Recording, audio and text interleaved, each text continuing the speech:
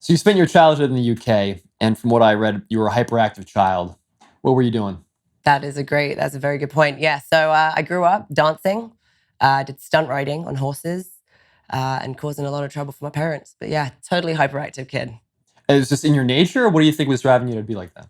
I 100% have ADD, and in England, the doctors aren't so quick to hand out medication. So rather than taking medication, it was like just put her through sports, get her moving, keep her going. And I was just obsessed with dancing.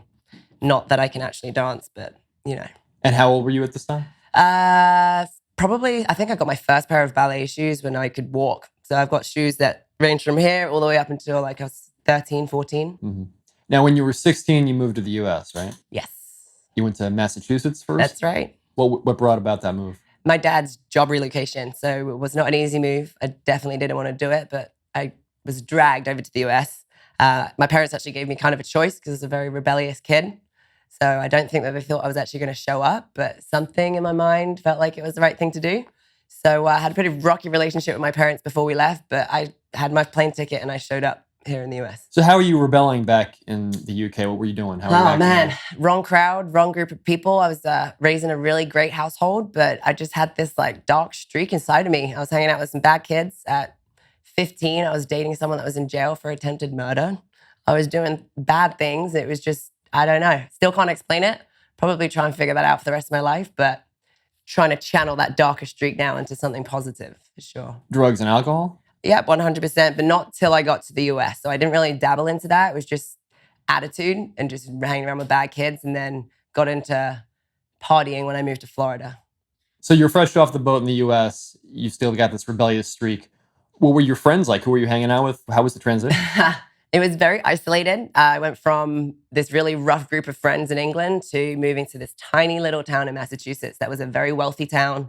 Everyone's parents were doctors and lawyers, and everyone was trying to get scholarships to go to, Ivy League schools. So I think the first 6 months, it was tough. I was very isolated and alone, but within that 6 months of isolation, it kind of got me in the right state of mind to understand that like I'm from a good place. I don't have any reason to be acting out other than just being a dick as a child. So I kind of got my act together and buckled down. I switched my GPA around and knew that if I wanted to go to college, I had to finish high school. So that's exactly what I did. But you weren't into fitness yet, right? No, not at all. So when did you go to Florida? Florida, I went as soon as I graduated high school. I went to school to the Art Institute in Fort Lauderdale in 2009. And you wanted to be a photographer? Yeah. Graduated, landed my dream job. It was the anticipation to get there, I think, is more what I wanted. And that around that time is exactly when I started to get into fitness. So once I landed that dream job, it was not all that I thought it was going to be. It was very alone. I was in a room staring at a computer screen, kind of going against everything that I was trying to walk towards, which was, living a fit and healthy lifestyle. And I was retouching photos, making people's waist smaller, getting rid of zits and all the shit that I just don't believe in now. So it was kind of bashing against this new person I was trying to be, a new kind of thought process on how living a fit and healthy lifestyle really is. So I got my dream job and then quit, not sure after. What was the job exactly? It was photo retouching for a really popular fashion photographer in Miami, Beth Studenberg. I really wanted to work towards working by her side. I loved her work, admired it throughout college, and kind of wanted to live that rock and roll photographer lifestyle. And then things changed, over the course of college and getting my degree. I definitely changed as a human. My perspective on life 100% changed. And I just had a whole new kind of energy to restart and find something new. So you quit the job and it still wasn't fitness yet for you. You got into the bar scene? Yeah, so I was already in the bar scene at this point. When I moved to Florida, that was one of my first jobs was to become a bartender. So at the beginning of that bar world, I was in it hardcore and loved it. And to this day, probably don't have any regrets, but got out when I should have gotten out. And I was still bartending when I found CrossFit. So I started to bartend still because I knew how much money I could make, but followed the athlete lifestyle. So I stopped drinking so much, stopped partying so hard, and just kind of did both. So I was just making the money, being able to pursue my dream during the week of just following this athlete lifestyle, and then made all the money I needed to make on Friday, Saturday. So it was a dream thinking about it now. How did you get interested in CrossFit of all things? One of my friends that was a bartender with me, this is back in 2012, he had just invested in a CrossFit gym, more of an investment than being an athlete. And he's like, come give it a go. And I didn't really know anything about it and gave it a go and just fell in love with it. What was it about it? Just the competitive aspect, the camaraderie? I think so. I think the competitive aspect of it is especially the team and the whole community vibe. But it was probably one of the first things that I was good at that was like positive. So I ran with that and like held on to that as hard as I could and just wanted to see what I could do. And that feeling of being good is pretty rewarding. So I just got obsessed with that feeling. But at that time, you hadn't really been active for a while. And I think you said in other interviews that you were just dead after your first workout. What was that first workout like? Oh, man. I remember doing Fran. I ripped all my hands, had blood everywhere, totally got my ass kicked. But somewhere deep down, I'm like, I love this shit. There's something about this that is getting me going. It feels like hell when you're in it, but when you're done, it's such a good feeling. Just for perspective, what's your best Fran time now? Oh, man. Back in the day, I think I had a 2-minute and like something ridiculous. That was my jam. Thrusters and pull-ups all day. 2 minutes and 30 something. It's been a while. Mm-hmm. Could not do that anymore. You said there were pros and cons to CrossFit. Can you describe what those were? Yeah, I think CrossFit is great if it's practiced correctly, but because it's just so mass produced and so everyone's doing it, like the technical side of things is not quite where it should be, in my opinion, from every gym. So I got really good at it, and I just wanted to lift and move heavy and move fast. And I was winning, right? All my numbers were going up. We were getting great results in competitions, great results in the gym, but I never really thought longevity. So I did a lot of damage in that time that is probably irreversible, that just from lack of education and ignorance on my part. And physical damage? Yeah, for sure. I've got 2 degenerated discs that they're not coming back anytime soon. You know, I've managed to find a way to work and be in pain-free, but yeah, man, bad form, bad squat form, really bad squat form. It was like efficiency versus form. So it was like, how fast can you move? How heavy can you get this up as quick as you can? And so, yeah. So it sounds like in the beginning, it was more about winning than really fitness. Absolutely. It was all about winning. And I think just feeling like I was on top of the world. Everything else in the past had been like negative. It was always a negative thing, or I was always doing something that might have felt great, but it's not good for you, you know? So I was trying to replace that feeling, which I managed to do. But again, just from lack of bad form, bad education, it wasn't about longevity. It was about number one. And now number one's a lot different to me. How were you able to balance those two worlds, the bar scene and the recovery demands of CrossFit? I didn't. And that could have had a lot to do with the injuries too. I mean, I used to work in Miami until 4, 5, 6 in the morning, go home, shower so I wouldn't smell like a cigarette, and then go to Nikki Beach, where I actually started my business, and wear sunglasses and just hope that someone would show up. And now I've switched my role from wearing booty shorts and a corset and this cigarette smoke everywhere to let's put a sports bar on, shorts on, and let's coach these guys through a class on a Sunday morning. So it was, the worlds didn't fit, but I was obsessed with working. And so I was obsessed with going to work and getting any free time and just doing more and more and more. Can you describe how you made the transition from being a participant in the classes to running your own? Yeah, so I was definitely a participant to begin. And then when I was getting good, I'm like, man, I need to get education in this. And I want to coach it because I felt like I had a couple times where I'd help friends through it in the gym and it worked. Maybe the way that I could translate or cue was something was clicking. So I took my level 1, I got my CrossFit certification. Then the coach at the gym started giving me some classes to coach. And that was in the CrossFit world. And then my business now, Pump Fit Club, that started in the same gym. There was a slot that they couldn't fill with CrossFit. For some reason, people wouldn't come out that time.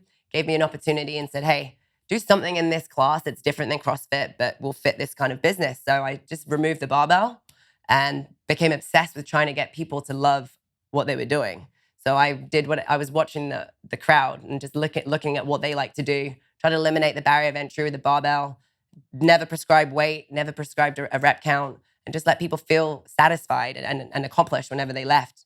And that still is like an obsession for me, is everyone hates working out and hates fitness because they're doing the wrong thing. Like if you can find the right thing that you're going to like to do, then you're going to want to come back in the future. So you get rid of the barbell, meaning you took out all the barbell lifts, and what kind of lifts were they doing instead? Replaced it with a kettlebell, replaced it with a dumbbell, med balls, resistance bands, body weight, a lot of body weight movement, and that's kind of still what we're doing now. And that lowered the intimidation factor and increased the safety? Absolutely. And in my opinion, it actually improved form because you've got 2 weights now versus 1, so it's not a stable environment, so it almost forces you to engage and use your whole body and connect your mind to what you're doing. And I think that I'd read that you, in so doing, you learned so much more about this philosophical aspects of fitness and what motivates people to keep coming back, and it's not just about the winning. And can you go into more detail about that? Yeah, I think fitness became more to me than physical around the same time that I started to coach, because I realized that it's just a formula, right, inside of the gym that you can translate to everything else outside of the gym too. It's like I had this training program as an athlete. I was trying to hit a certain number, but I didn't just go for the certain number. I had this plan beforehand, a training program and a plan and a discipline to show up every day, commit to it, stay consistent, and like just follow it through. And 9 times out of 10, I would always meet the goal. So I kind of adopted this mindset of just being a hard worker. I was never the best. I was never the strongest, never the fastest, but I was the one that refused to quit and would never give up until I got it. So that same kind of attitude is just poured over to every other aspect of my life for sure. Yeah, that class got so popular that you eventually had a falling out with the owner of that CrossFit That's box, true. right? That is true, man. And I've still never dropped his name, and I never would. But it was the best thing that's ever happened to me, you know. And I never retaliated. And I used to be such an angry kid, and would always need to have the last word. And from never retaliating, I realized how much of a good feeling that gave me, because I never did anything wrong other than try and better my life and better my future, you know, just the same way that I would have thought that my team at that time would have wanted the same for me.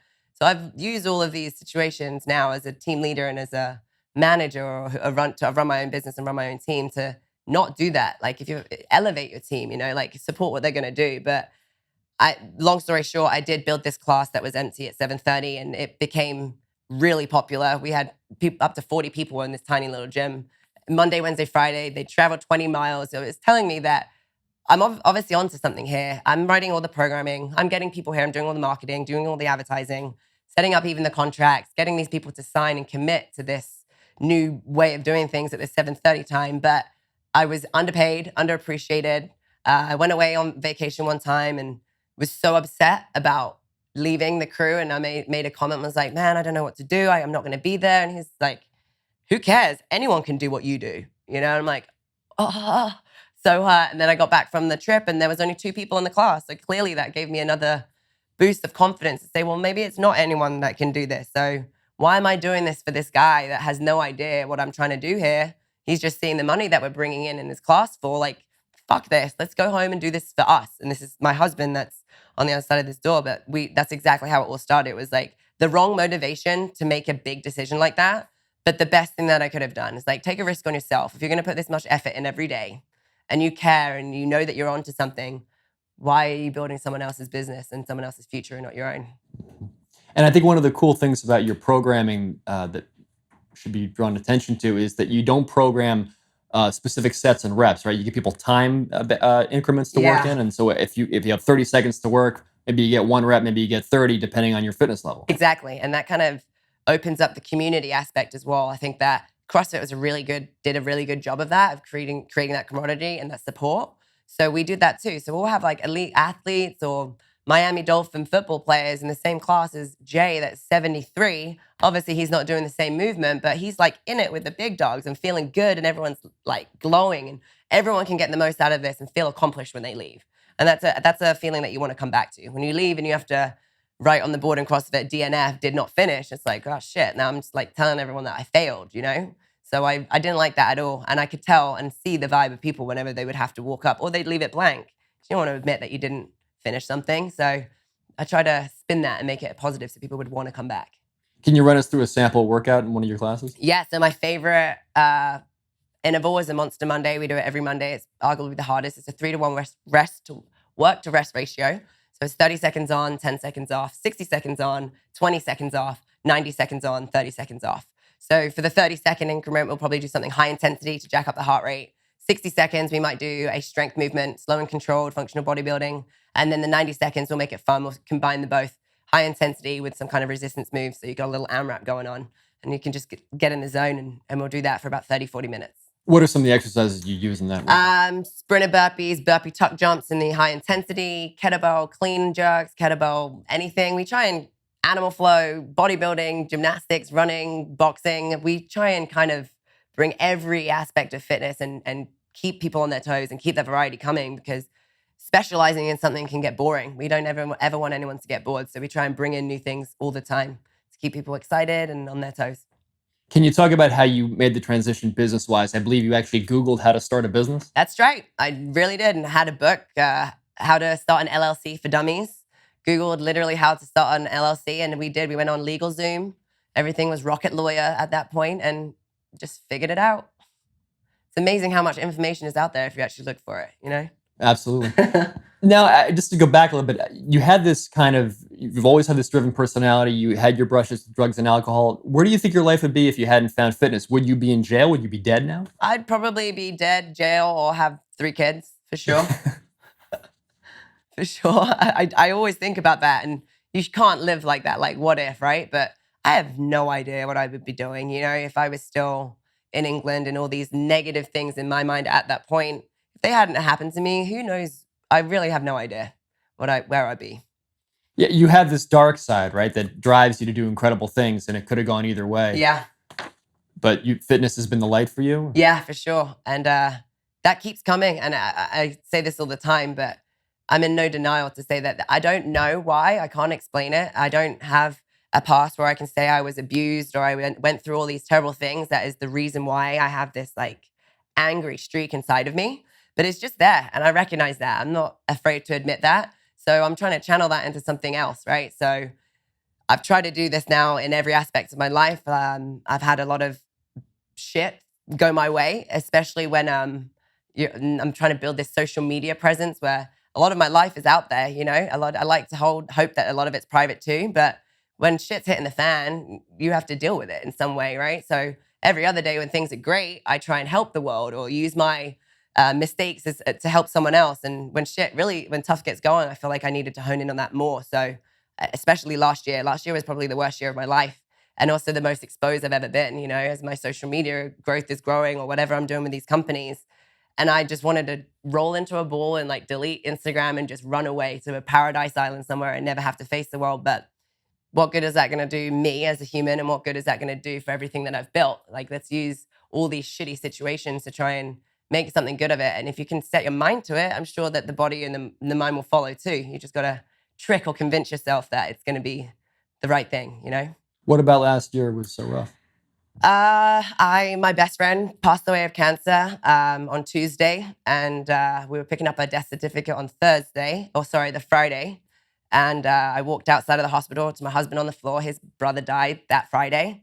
My assistant, Megan, she lost her baby within 3 months of all of this. It's just like one thing after another, just slapping you in the face. It's like, man, when it rains, it pours. So all of these things were just terrible. I had to figure it out. So I tried to do my best to keep all the business things alive of everything that we've kind of built and be there and be present, because it really reminded me that any single one of us could die at any point. There's not youth or health on our side. If death's coming for you, it's coming. So it kind of reminded me to live before we die, number one, but also stopped me in my tracks. I was like, get your shit together, man. Like, I am only choosing work over being present in my own personal life. And if I was told that I had stage 4 cancer, who the fuck would be by the side of my bed? You know, what friend would stop their entire life and be there? So I did. I stopped everything, no matter how busy we think we are. And I did that. And I wanted to be there and make sure that my friend didn't ever feel alone and had support all the way through. So I had to make it happen. There's more to the story. This friend with cancer was also pregnant at the time, correct? Yeah.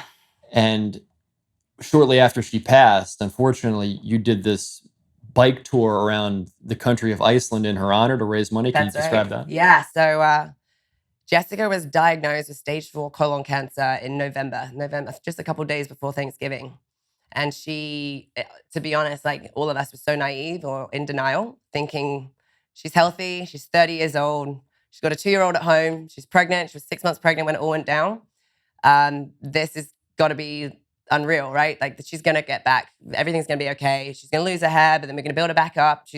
Everything's going to be all right. But whenever this had happened, rewind a couple years, I was invited to go and join a mission trip that we did through Haiti, which was to run 230 miles to raise a lot of money for a bunch of orphans in Haiti and Hinch. And I didn't know these kids. You know, I'd never been to Haiti prior to the invitation. And my mind was like, if I can do this and willing to do this for strangers, like, I have to do something right now for my best friend, like, but it's almost too close. I didn't know if I should keep it private. So we had conversations. I'm like, Jess, they were very goal-driven people, just like my husband and I, and they've been married for 10 years. We had that, it's hard to find marriages or relationships that are healthy, and we kind of had that parallel. So they were goal-driven people that always had something that they were working towards and built their life up. So I'm like, I need to give these guys a visual or some kind of goal that we're all trying to work towards.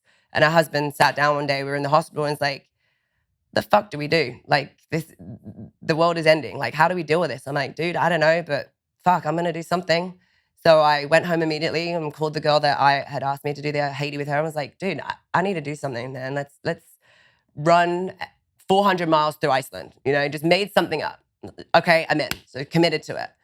So I went back to the hospital and I told Jess, and she's like, you're fucking nuts. Like, what? Okay. And I was like, and you are going to be at that finish line, and you will be there with Brayden, the baby. You will be there with Channing. You're going to be there with Jeff. And that's what I'm going to work towards. And you have to work towards that too, because all she wanted to do was quit, and I could see that. And I feel like once your mind's gone, everything else is going to go. So if we can keep our mind into something and hold on and like get this, kind of make our way through it, then maybe we'll get there. And that's what we thought we were doing. And then unfortunately, it didn't work out like that. And then things just really took a turn for me and was like, okay, so this is now not going to be some kind of publicity thing. Like, I got to do this. I got to escape from the world. She was 6 months pregnant. And to go back to the whole situation with the baby, she refused to allow them to take the baby out, because there was a chance that if they took the baby out, that she would be able to be stronger for herself. Said, fuck that. I'm not going to kill my child, because if anyone, my husband has the possibility right now of losing his wife and his son, I'm going to eliminate one of those so he can at least have something out of this. So she didn't let that happen. And within 24 hours, was supposed to start chemo to try and eliminate whatever was going on. But they also couldn't locate where the cancer was coming from because she was so far pregnant. And naturally, she went into labor at 6 months, which is, to me, is like the human body. Like, they know, it's just insane. So she did. She went into labor, and then the baby came out. And then whenever Brayden came out, he was born at 28 weeks. Very premature. Super premature, and is still healthy, by the way, and is just rocking it and kicking it in life. But then things started to really hit the fan. Then they obviously could go in, operate, see what was going on in there. And that's when we realized that there's really nothing we can do. Like, it's metastasized. There's barely any organs inside of there that aren't riddled in cancer. And if it's not a live tumor, then it's coming at some point, So the first thing they did was try to assume that it was breast cancer. So they gave a chemo that made her lose her hair, which is like devastating, because then you just lost your identity. And all of us, unfortunately, still, and hopefully someday it'll go back, but I don't see Jess that I know. I just see Jess that had no hair, that was super skinny and like malnourished and destroyed by all these poison that they're pumping through her body. But it turns out that she never had breast cancer. So there was actually no need for the chemo to have her hair fall out, which was devastating. So she could have kept that part of herself, But how old was she? 31. Crazy, right? And then she had to have her colon removed. She's got bags everywhere. There's tubes everywhere. I mean, it's just, how can we keep her comfortable and, keep her in higher spirits to the last day? And if anyone could do it, she could. And she didn't let us cry. No tears were allowed. She planned her own funeral. Everyone had to have a margarita. No one was allowed to cry. Everyone had to wear colors. Like, it was really cool that she was able to do that. And we could make sure that all those things kind of happened for her. So as much as it was a really shitty situation, she reminded us that, fuck, her famous words are like, it is what it is, Don't let your life die because I'm dying, kind of thing. So we all took the time that we needed to, decided to eliminate anyone else from the trip to Iceland. We were like, all right, let's hone in on this. This gives us something to hold on to when the whole fucking world is crashing around us. So we did. We got a lot of really cool support from people that have been following our story through social media.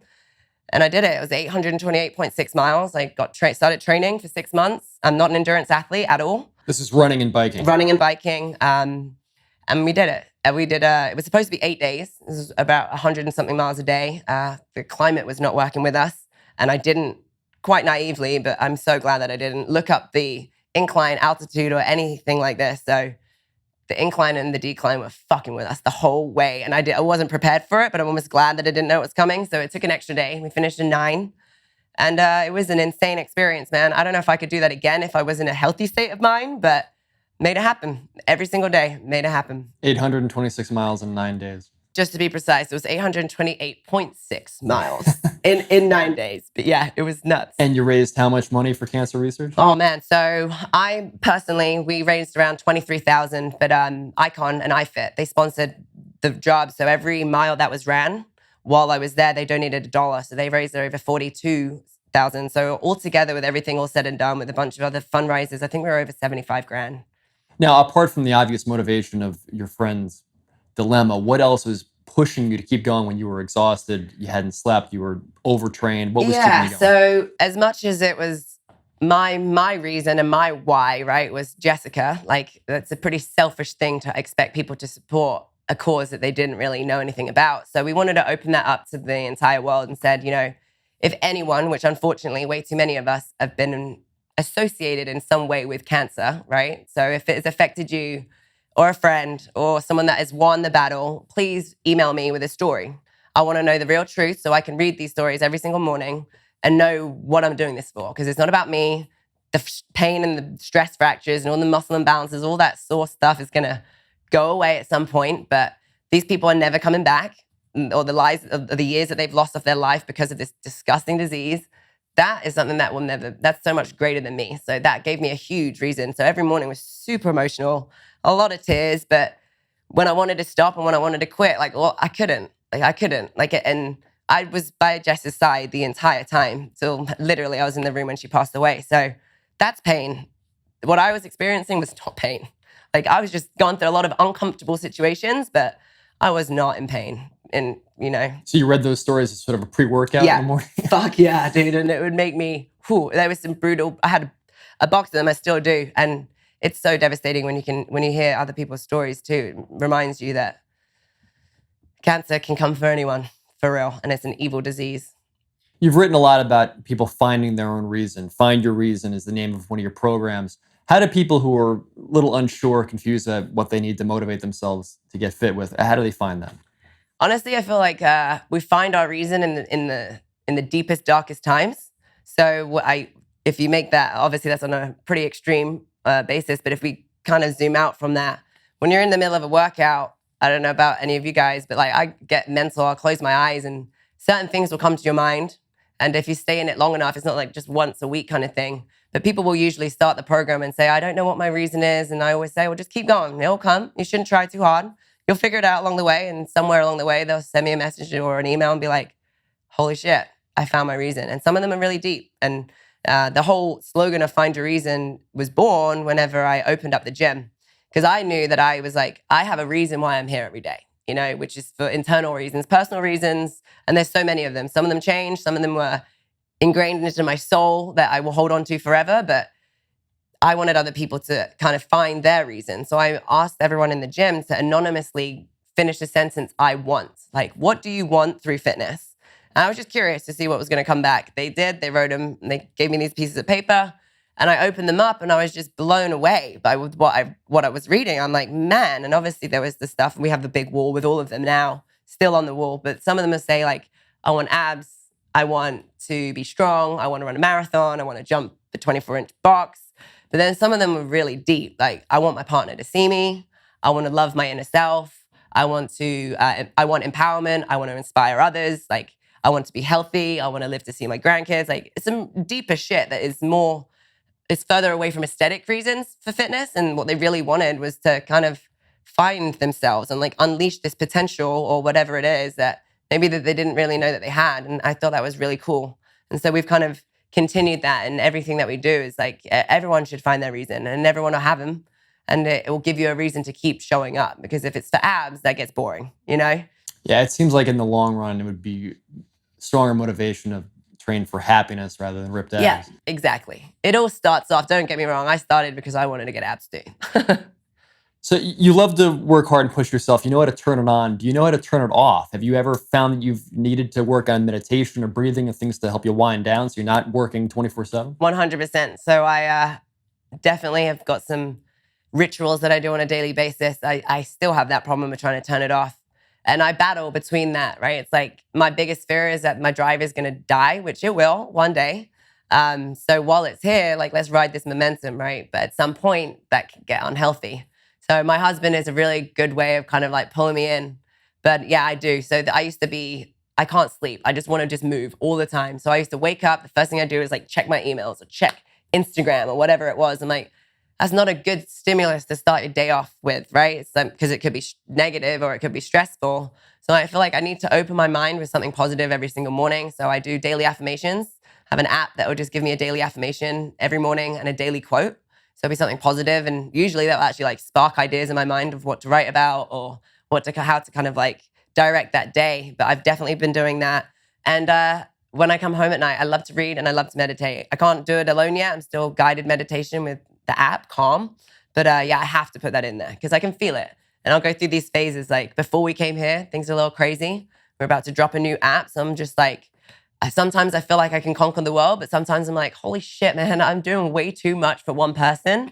And I need to like slow down so that I can give it my all in everything that I do. Why did you say that you feel like one day your drive will die out? Because I never had this like urge to be better and to like want to just keep going. I didn't have this before. If I did, it was in a different way. And so I'm just sure at some point that I'm going to lose my drive. And I don't know why. I just feel like this is too good to be true. And it's been a few years now.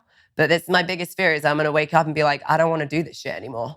And don't get me wrong, like there's definitely days where I don't want to do this shit anymore, but it won't last for more than 24 hours and then I'm back at it again. You know, I just needed a good night's sleep. But that is a big fear of mine. What if it doesn't die out? Then fuck, I'm going to kill it. You know? I don't know.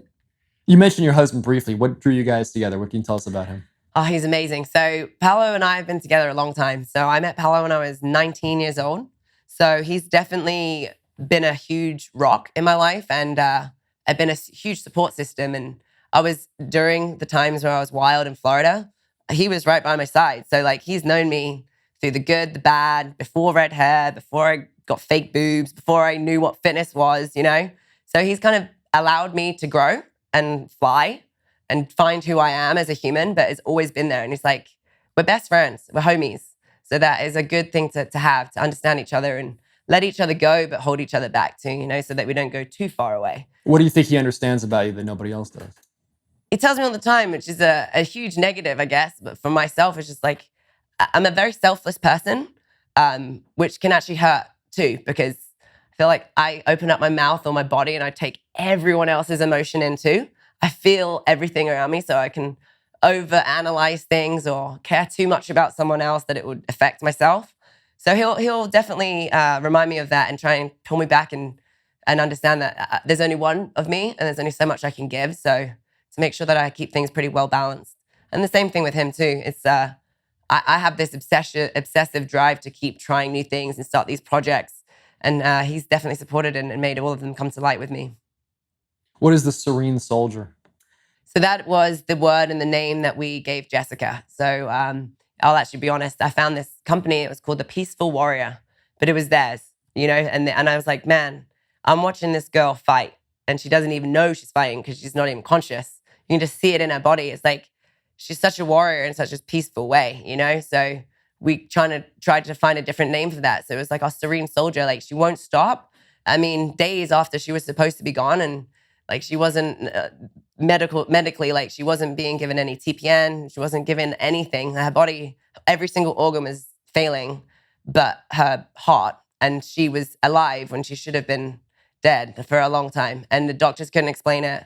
And it was just one of those things, like she refuses to quit. Like I feel like she had more to do on this earth and it was gone too soon. So she was definitely a serene soldier and we've all tried to continue that. So myself and her husband and her niece opened up a nonprofit in her memory. And that's exactly what we did when we went around Iceland. And now that time is definitely healing, we're all in a different state of mind and we're going to continue to do things every year. Her birthday was on Christmas Day. So last year we raised a lot of money and took the money to the same hospital that they treated her at and gave it back to other mothers that were pregnant or dealing with cancer or some kind of terminal illness during the holidays. So we wanted to give back to the families too. How can people go online and donate? SereneSoldier.org. SereneSoldier.org. Everything goes through there. We are always open to collaborate too and do some stuff. So we're trying to think of new ways to maybe do like an annual, she loved running, do like an annual 5K or something, which will definitely be a new project for me in the future to get that going. A lot of aspiring fitness influencers may end up watching this. Can you tell them how you've been able to build your following online and connect with brands like Men's Health? Yeah, for sure. I think, I don't know if this is going to hurt or help me, but I think because I don't really like social media and because I'm not obsessed with social media is the only reason why I'm able to be able to be successful with it. To me, it's a tool. If you can use it as a business tool, then it's a very, very powerful tool. But if you get on the other side of that line and become obsessed with comparing yourself to others, it's not a good place to be. So when you're obsessed on social media, maybe you shouldn't try and be an influencer on social media. It's a business tool. It's a strategy for sure. So I was consistently put up real content. We have a thing on stories like no retakes. Like if it's a retake, it's not real, and if it wasn't meant to be there, it's not meant to be there. Like be real, because there's so much bullshit in the world that people need that real authenticity. So if you make a mistake in an exercise, you show it? Absolutely. If I have a camel toe and snot coming out my nose, I also show that too. Like it's real life. People appreciate that. They're like, you're the first fitness person I've seen that doesn't care about crotch sweat. It's like, fuck, man, we're here to work out. The last thing I'm thinking about is crotch sweat. Like I didn't even think that people thought about that. So I think staying true to who you are, don't try and be anyone else because it's obvious when that happens. And don't be a social media, don't fall into that trap and sell your soul to social media. I did it at the beginning. Like I was like, oh man, if I want to build my social media, I guess I got to do a lingerie photo shoot and like take pictures of my ass. And it wasn't fulfilling in my way. It wasn't healthy for my marriage, like that's not good to be doing that shit. And people don't really like that. And I realized that when I started to put more real, raw footage up there. It's like, I don't fake the workouts. Like the post that I make on my post every day, that's literally me in the middle of my workout. Like my team are filming. Half the time I don't even know they're there. Like it's not like we put things up and planned it and made sure we got the right angles and the right lighting. Like it is what it is. It's just hard work. And I think people want to see that. So you have a gym in Fort Lauderdale. You have an app. What other ventures are you working on? Yeah, so the gym in Fort Lauderdale is Pump Fit Club. It's doing great. And now we just branched off and got another film studio. So we're launching our app on the 15th, which is going to be great. Other projects. So we did our first fitness retreat last year. It was Dare to Be Fitness Retreat in Costa Rica. So we'll have another fitness retreat this year in 2020 in Florida, which is going to be really fun, taking everyone to my home. Other projects I've got going on. Man, there's so many things going on. But we've got equipment line coming in, building the apparel line, which will be really exciting. And right now I'm just kind of cruising and trying to still find that satisfaction on the personal side too. So every work trip that I take, just really trying to enjoy as well. How did you connect with Onnit? How did I connect with Onnit? So it's actually great. From working with bodybuilding.com, a lot of the employees that were at bodybuilding.com are now here at Onnit. So I've definitely kept those relationships alive, which is awesome. And just through social, I think that there's a lot of parallels that run. And I really love the brand. And it's funny because before I had any connection with actually being here, I'd already read Aubrey's book and could really relate to that. And I love a lot of his same kind of mindset. And it's a different take on fitness. It's like, it's real, it's hard work. It's grungy. It's like unconventional. It's just not quite the norm. And I like that. I like that a lot. We saw you working out with Primal Soldier the other day. What did you guys learn from each other? A lot, actually. It's funny. I remember way back in the day, just conversing with him. I'm like, dude, I was really well in with Men's Health at that point. And I'm like, dude, I'm talking in the office at Men's Health for filming one day. And obviously the digital director's there and we're talking and they're like, do you guys have anyone that you know or that you think that would be a good fit here? I'm like, have you guys seen this guy? His name's Primal Soldier. He does some fucking crazy shit. And they're like, no, let me check it out. They check it out. They're like, oh my gosh. And now fast forward a few years, I'm like, that is such a cool thing to see that now like they're working together. Obviously it wasn't because of me, but to see this, it's like that it goes full circle. It goes full circle. So I don't know. It's been a really cool experience. Anything else you want to add or plug? Thank you for having me. That's for sure, man. Thank you for having me. And it's been a really cool ride. And thank you for doing the research. You clearly did your homework. That's awesome. Where can people find out more about you? HannahEdenFitness.com or my website, my Instagram story, which is HannahEden_fitness. And yeah, everything's moving over on this side.